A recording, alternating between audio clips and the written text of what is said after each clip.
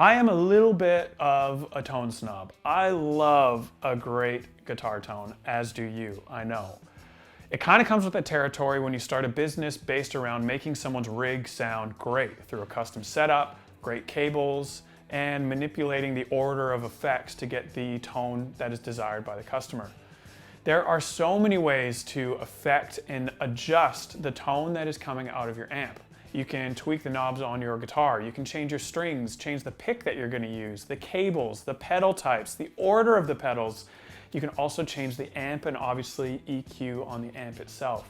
There is, however, one other way right before front of house that you can adjust your tone drastically.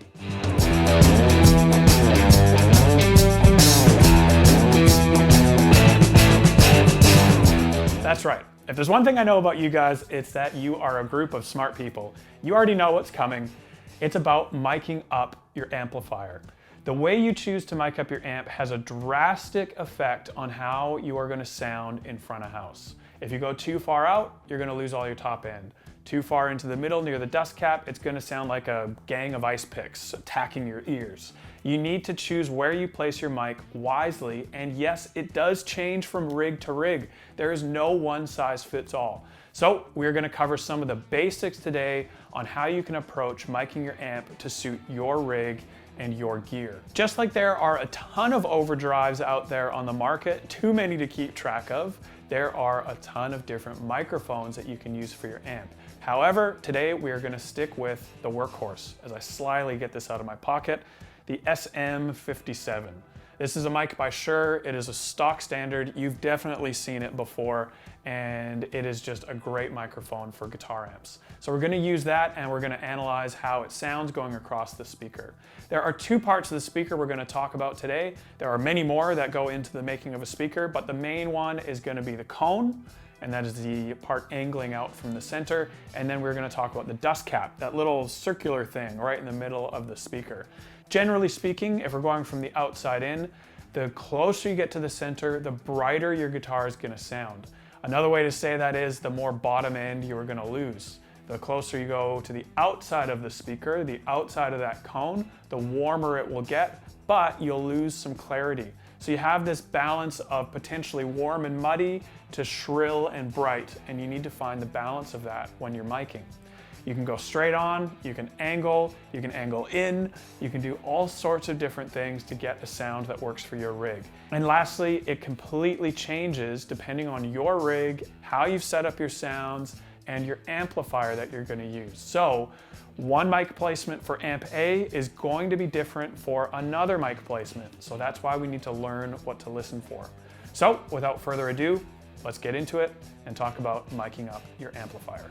First, let's talk about the X-axis. We're going to go from left to right, from the outside dust cap back to the outside again, about an inch off the grill, and we'll see how this affects your sound.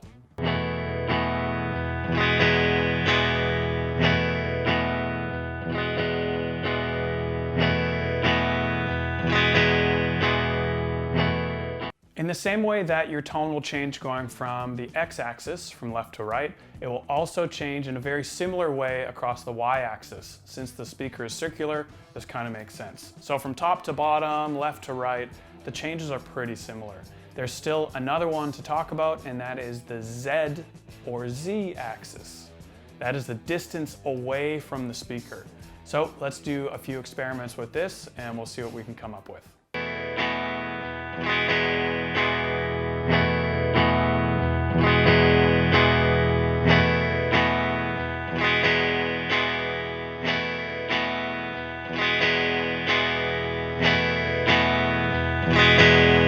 So I think now we've demonstrated the importance of mic placement.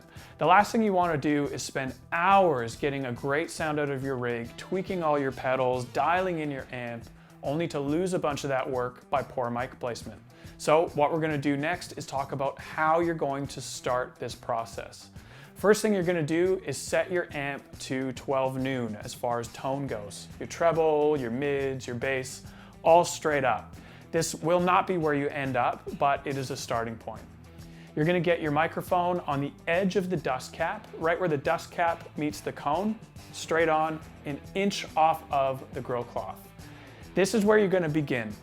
Have a play and get some feedback from front of house, or record yourself and see what it sounds like. Then make some tweaks. If you're not sure, move the mic an inch to the left away from the dust cap, or move it towards the dust cap and just see what you think, which one sounds better. From there, you're just going to continue getting feedback, continue getting recordings, and adjust. I know when I got a new amp, this took a couple of months of just tweaking. What do you like better? Always talking to front of house. Do you like this or this? Last week or this week? What do you think? And we'd slowly make adjustments along the way.